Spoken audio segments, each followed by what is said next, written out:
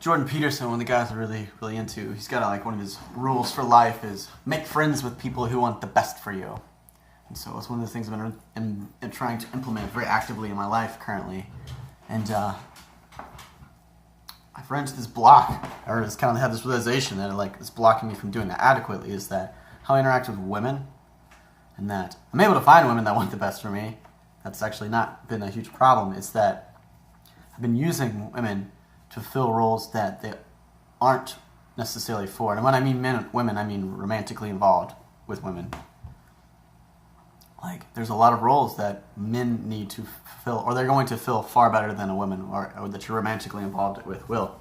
There's that fraternal instinct, that fraternity, that men unite on purpose. Men, it's a different set of roles. And if you put on your partner, your romantic partner, all the roles that you would put on them for a fraternal partner and a romantic partner, that's a whole lot of shit you're expecting out of this person. And it's not really fair to them, and they're probably not going to do that great a job, first of all.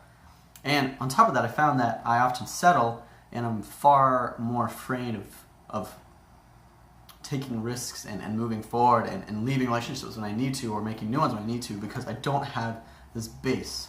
Because the beauty of a fraternal relationship is that, or more of the problems of a romantic relationship is that they often end. Almost all of them end, and typically you can't have that relationship sustain into the future, and you can generally only have one romantic relationship at a time, or very few at least.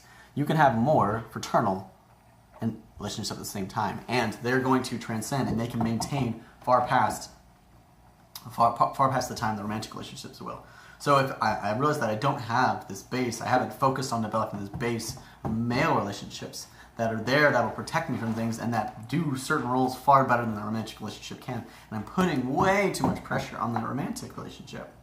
So, my challenge to you and my challenge to me is to focus on identifying where you're expecting things out of your romantic partner that you ought not to, that should be assigned to your boys, to your men. And if you don't have men that really want the best for you, go out and fucking find them. They're there somewhere. There's not very many of them. But you're going to have to go through hundreds probably. Maybe. But you can find them. And